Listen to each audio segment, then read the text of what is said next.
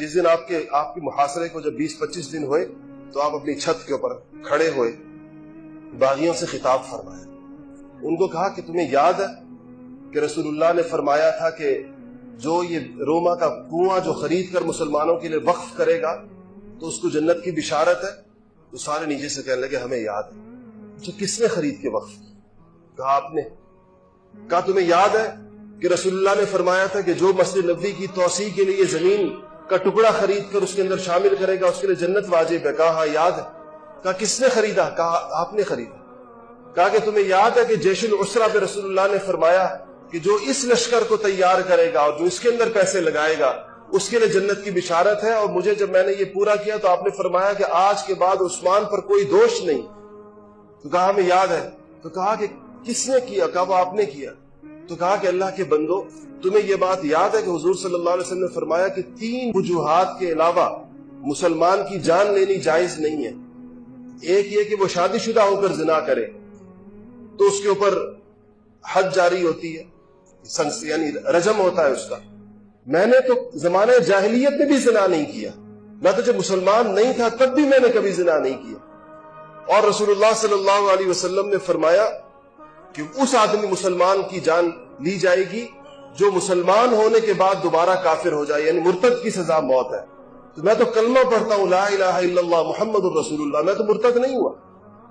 اور تیسرا اس آدمی کی جان لی جائے گی جو کسی دوسرے مسلمان کو، کسی انسان کو قتل کرے گا تو قصاص کے اندر اس کی جان لی جائے گی۔ میرے ہاتھ تو لوگوں کے خون سے پاک ہے، میں نے آج تک کبھی کسی کا قتل نہیں کیا، تم لوگ کیوں میری جان کے در پہ؟ کہتے ہیں کہ ایسا یہ خطبہ تھا اور ایسا کھڑے ہو کر اس عمر کے اندر 82 سال آپ کی عمر تھی، لیکن نیچے مکان کے نیچے کھڑے جو بدبخت تھے، جو باغی تھے، اس کے باوجود ان کا دل نہیں پسیجا، اس کے باوجود ان کا دل نرم نہیں ہوا اس بارے میں۔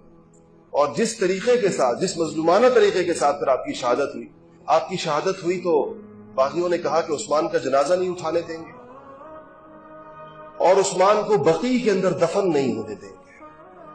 بعض روایات میں آتا ہے کہ 3 دن آپ کی لاش بے گور و کفن پڑی رہی۔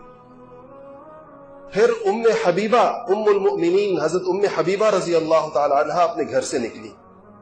ایک روایت یہ آتی ہے یہ بڑی جری تھی، آخر ابو سفیان کی بیٹی تھی، تو کہا کہ انہوں نے کہا کہ وہ لوگوں اگر عثمان کی لاش کو آج دفن نہ کرنے دیا تم لوگوں نے تو میں زوجۃ النبی، نبی کے گھر کا حرم، نبی کی بیوی، بغیر پردے کے نکلوں گی اور عثمان کی لاش اٹھا کے دفن کروں گی۔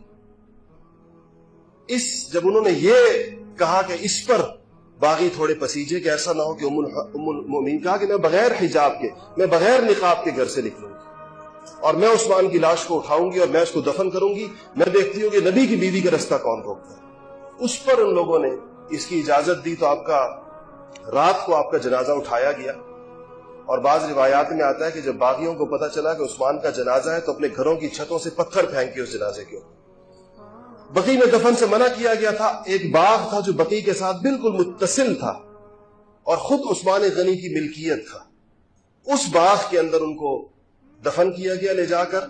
پھر جب سیدنا امیر معاویہ رضی اللہ تعالی عنہ مدینہ منورہ تشریف لائے تو آپ نے اس باغ اور جنت البقیع کے درمیان جو دیوار تھی اس کو ختم کر کے اس کو جنت البقیع کا حصہ بنایا۔ اور یہ اب آپ جب دیکھتے ہیں کہ عثمان غنی کی جو قبر ہے وہ حضرت حضور صلی اللہ علیہ وسلم کی رضائی والدہ کی قبر کے بالکل ساتھ ہے، اگر آپ دیکھیں تو وہ حلیمہ سعدیہ رضی اللہ تعالیٰ عنہ کی قبر کے ساتھ ہے۔ یہ بعد میں بقیع کی ایکسٹینشن ہے، اس زمانے کا بقیع یہ نہیں تھا جہاں سیدنا عثمان غنی کی واحد قبر ہے جو معلوم بھی ہے اور جہاں تک آپ پہنچ بھی سکتے ہیں، کھڑے ہو سکتے ہیں وہاں جا کے۔